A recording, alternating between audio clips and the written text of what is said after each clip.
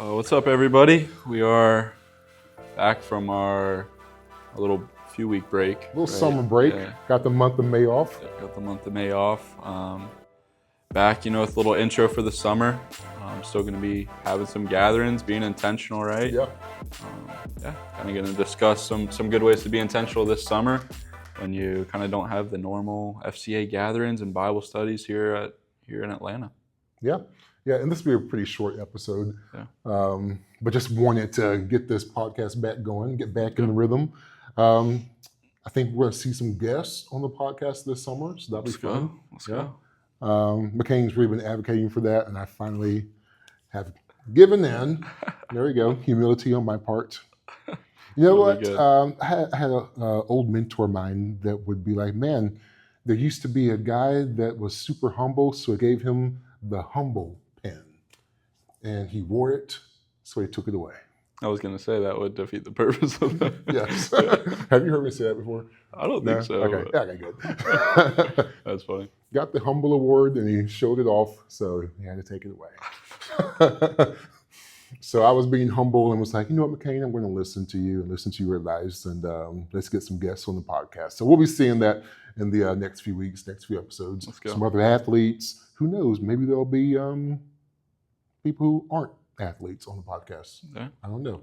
We'll have to talk about that, McKane. Yeah. So what are your summer plans as a tennis player at Georgia State University? What does the summer look like for you guys? Yeah, I mean, we're doing, we kind of go home. Everybody goes kind of their separate ways and just doing individual work with coaches back home and stuff like that. For me, trying to get as much training in as I can coming back from the injury, and also being here, as much as I can with FCA and stuff like that, but trying to work the tournament schedule in when I can. But a lot of fun, honestly, a lot of freedom with the schedule. So that's a nice part of it. Yeah. Yeah, that's good. Get a little recovery, get a little break in there. Yeah.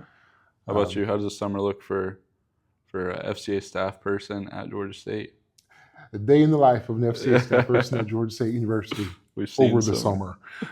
I should do a summer version of that. Yeah. All right. So for May, did the FCA camp and spoke there for a week.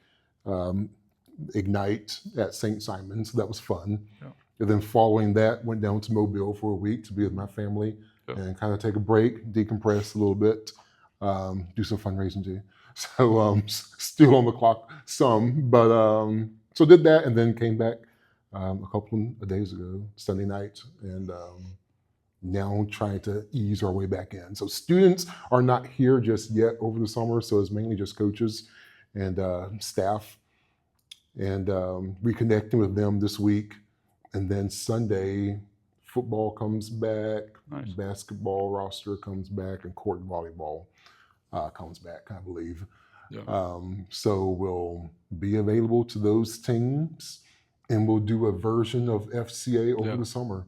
Yeah. In the past for summer, I have pretty much focused 90% of our FCA effort on football. And I think that this year is going to look a little bit different and be a little bit more intentional with our other teams.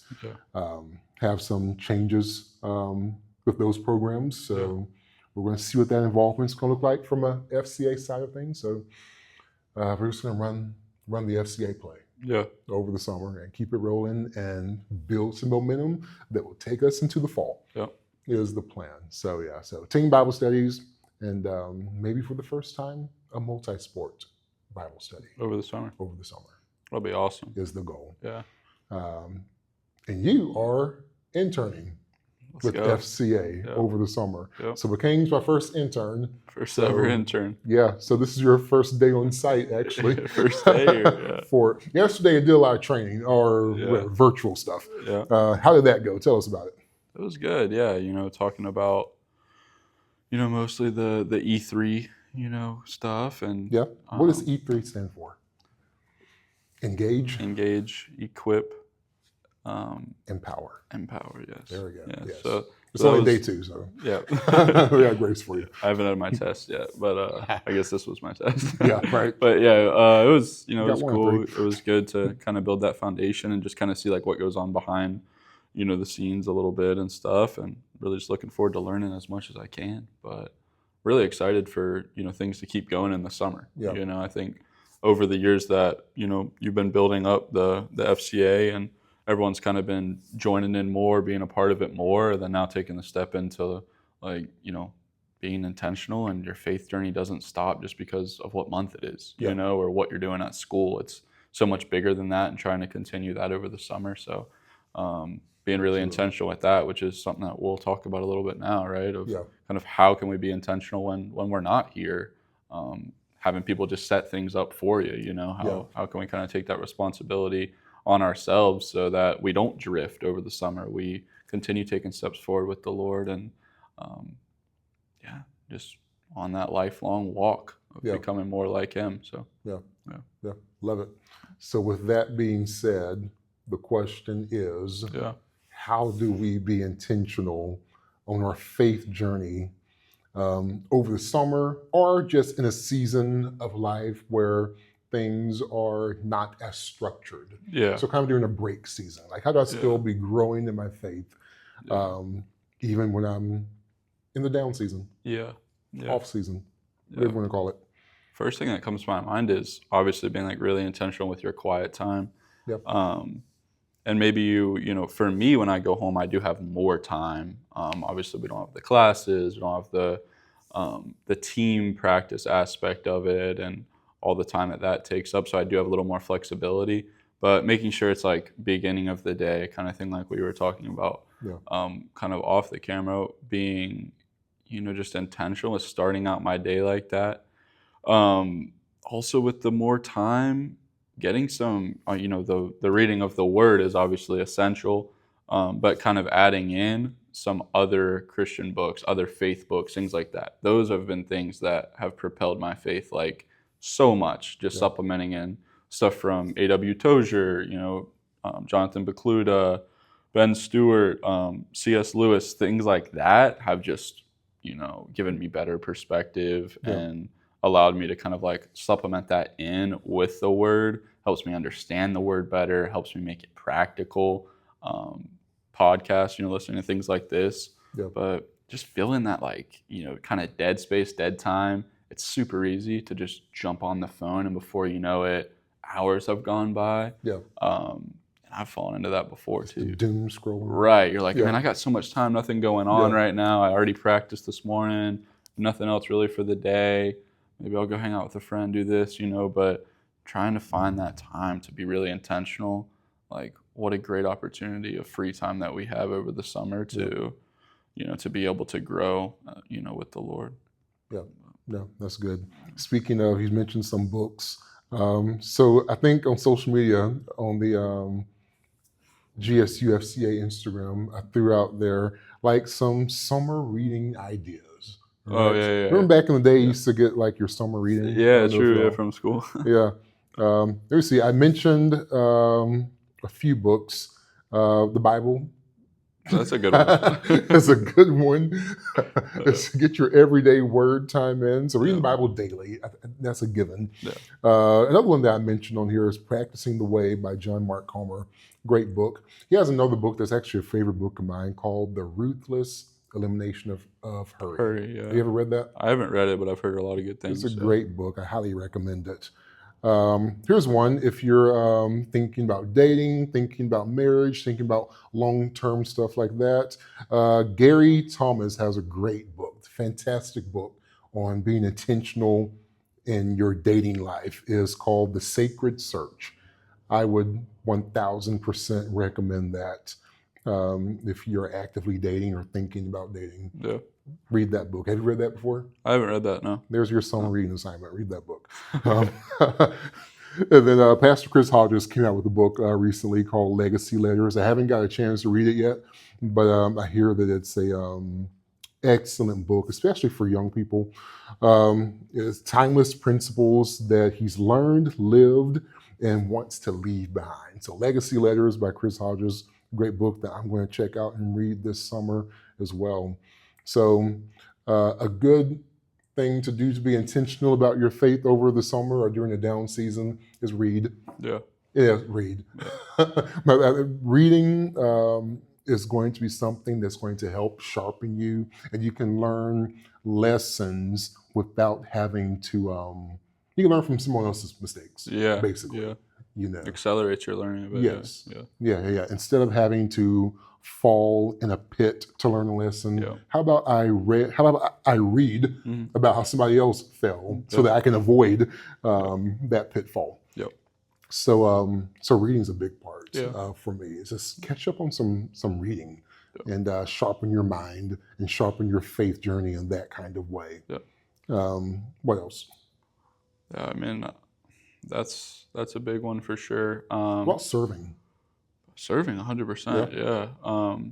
I think just like plugging into your local church community is huge. That's like kind of the next step for you, like from FCA to like just growing your faith, being, I guess if you use like the E3 model, that's part of it, right? It's like empowering to go serve, things like that, plugging into your local church. I think that is like the next step is serving. You're able to discover your spiritual gifts from the Lord in that, kind of where you feel most comfortable, where you feel, the most joy and that serving space. So that's been something that helped me a lot for sure. Yeah. Just being able to plug into your church. And also like, I kind of feel like at times like I owe it to my church, like how much my church has poured into me. Yeah. Like it's kind of time to, for me to try to help out and give some of my time to pour into others and kind of just keep that cycle going. Because the only way a church can pour into people is having people and the manpower to be able to do that. And the Bible says we equip the saints to do the work of the ministry. Yeah. So it's not just, a pastor on a platform or a position like that, but man, we're all a part of the ministry, and ministry can't function properly if people aren't serving in ministry and making it happen. So that's huge. Yeah, love that. For sure. Yeah. What teams are you serving on? So I'm serving with Passion on the high school team right now. So that's one that I've been, really passionate about, that age group and things like that. So trying to get around that, just that's a time in my life when I look back, like how amazing it would have been to have, kind of like discipleship in that time and some good role models, around me that I was, kind of closer to my age, at that time. So I think that's, a group that I'm trying to get involved with and give my time to some. I also think there's like a, I've said it before for sure on here, just, yes, you're serving others and the focus is on, giving your time to someone else, your effort, your energy to someone else, but it does do like a kind of a behind the scenes work in your own heart when you're just giving, focusing on, something for someone else. So I think there's it pushes you. Someone's asking you questions, someone's challenging you. You're like, man, I got to have this stuff figured out kind of thing, I think it's First Peter 3:5, where, we have to be equipped to tell about the hope and the joy that we hold. And so I think it does prepare you in that way too. It prepares you to share, prepares you to be able to go out and spread the gospel too when you're just putting yourselves in those sometimes can be uncomfortable situations, but you're learning, and that's the most important thing. So I think that's been good for me. Yeah, that's huge. Look, you're putting your faith into practice by sharing your faith with other people and by using the gifts and the talents that God's given you to serve others. I think that's huge. Exactly. Love it. I think another thing about being intentional about growing in your faith journey during summertime is the practice of resting. Not being lazy. There's such a difference in being lazy and like resting and recovering. When you rest and recover, like you're being intentional so that you can be rejuvenated to do the thing that God's called you to do or to handle your responsibilities. Being lazy is just, again, the doom scrolling, just overly involved with like video games or just overindulging in stuff. And that's being lazy. Yeah. But when you rest, you're doing something on purpose so that you can be rejuvenated to serve better. Yeah. I think some healthy ways to rest, talk about being in the Word and doing stuff like that. But man, maybe get out in nature. That's the way for me. Yeah, me too. For me to rest, Me too. it's like, man, go on a hike. Yeah. Touch some grass. How they say that? Get in nature. Yeah. Experience God's creation in that kind of way. Yeah. I think godly community can be a place of resting as well. Yeah. Like, man, having godly conversations, supporting each other, laughter. Yeah. Doing something fun together, Yeah. enjoying a meal. I mean, just all sorts of healthy ways Yeah. that we can rest and recover and practice Sabbathing whenever we're not restricted to, such a rigid schedule. Yeah. When it comes to your sport. That's good. What are some other ways we can rest? That's good. Yeah. The biggest one that came to my mind that I like to use is just being in community. I feel that so much of the time, we're focused on, the Great Commission, right? Like, go out, share the faith, pour out into others. Before you know it, you can almost feel burned out in that way, and you're like, dang, like I'm giving so much. But for me, when I get around community, spending quality time with you, spending, with others in my community at home, it's like, I feel that I'm being poured back into and almost re-strengthened, right? Remembering, re-centered. Now I have more to pour back out. It's like this, it's really like empowering me to be able to do that. And that's, for me, is that time rested in community. Like you said, like, meaningful conversation on faith, things like that. But yeah, I feel like my best rest is done in, just chill community. That's for sure where I feel most rested when I come out of that, for sure. Yeah, that's huge. Here's another big one about resting, is having a hobby that is not your sport. If you're an athlete, having a hobby that's not your job, whatever. For me, it's piano. Spending some time on the keyboard is good. Hiking is another hobby of mine. Believe it or not, working out is a hobby of mine, particularly group fitness, so being able to work out with other people. Stuff like that just stimulates you and gets you excited to be a part of something. Something that's different, something that you don't have to do, but you get to do it. So that's huge. What's a big hobby for you? Are you a hobby person, like fishing, hunting?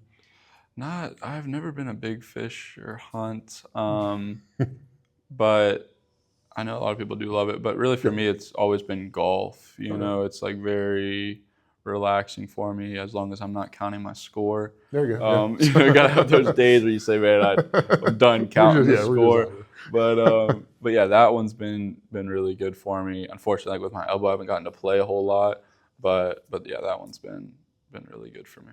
Yeah. Cool. You play an instrument? I used to play a little guitar, but I've lost it. Bring it on back. That could be a hobby for you. That could be, yeah. Pick up your guitar, man. Yeah.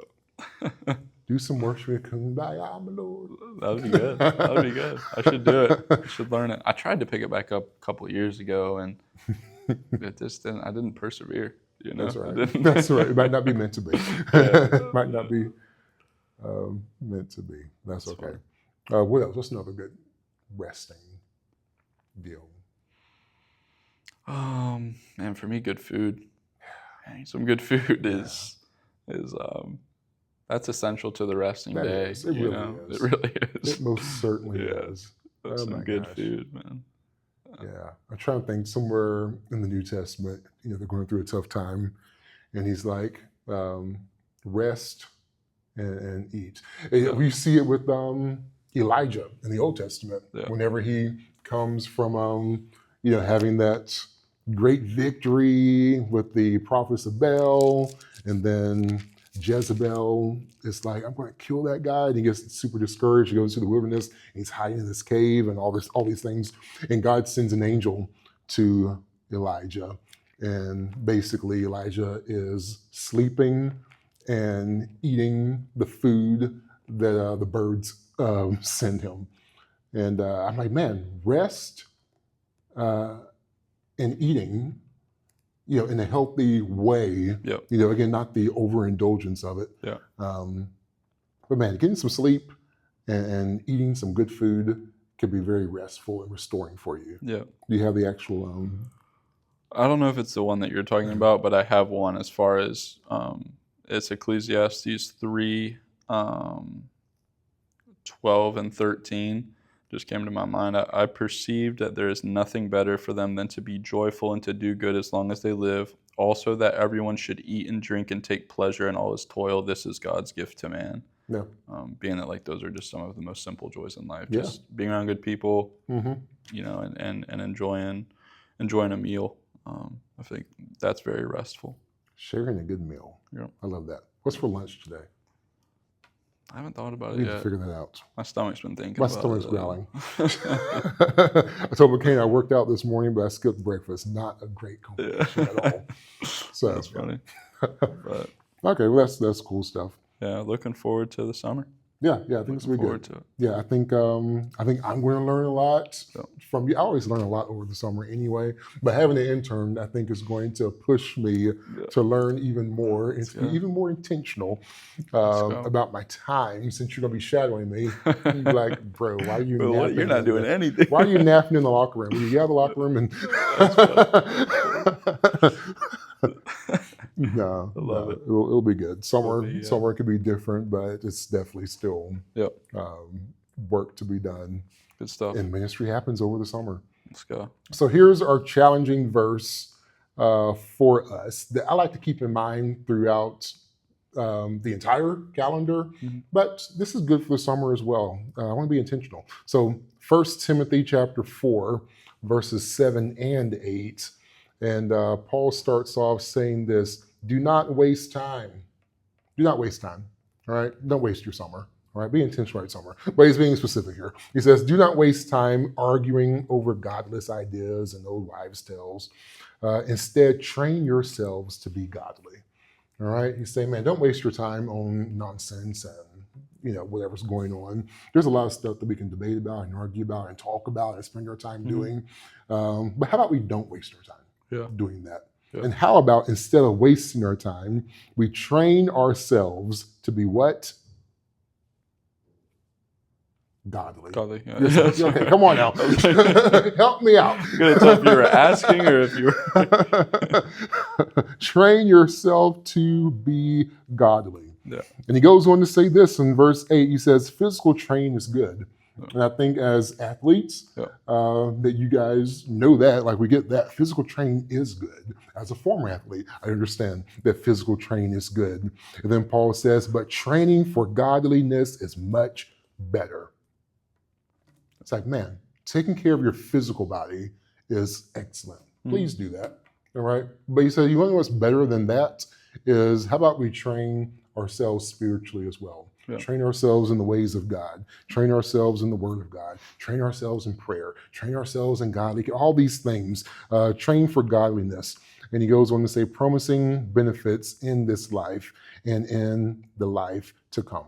All right, so when we train for godliness, he says there's benefits in this life here on earth and obviously in eternity, in the life to come. Yep. All right, he says that's a benefit whenever we are intentional about training spiritually in that kind of way. Yeah. So my encouragement, and we can talk about this some more, but my encouragement is like, man, find ways to train for godliness. Yeah. All right, maybe that's going to be my mantra this coming school year. Train for godliness. Train for God. I love that. Yeah. Be all in your, your spiritual fitness. Yeah.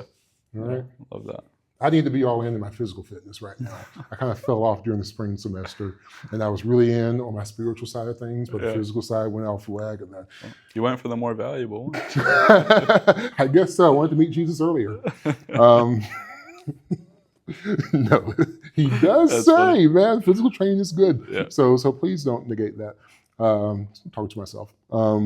Physical training is good, but man, there's the spiritual side of things. Let's be intentional about that. Yeah. You know, I'm sure you have goals when it comes to your sport. I know the teams that I'm around a lot obviously have goals that we have in our competition, but what are your spiritual goals? Yeah. Right. That's my question. I need to ask myself, Charlie, have you freshened up on your spiritual goals lately, or are you just good where you're at? Are you just content and stagnant and just kind of living life on repeat when it comes to the things of God? You're chasing after all of these other things that are not bad things, all right?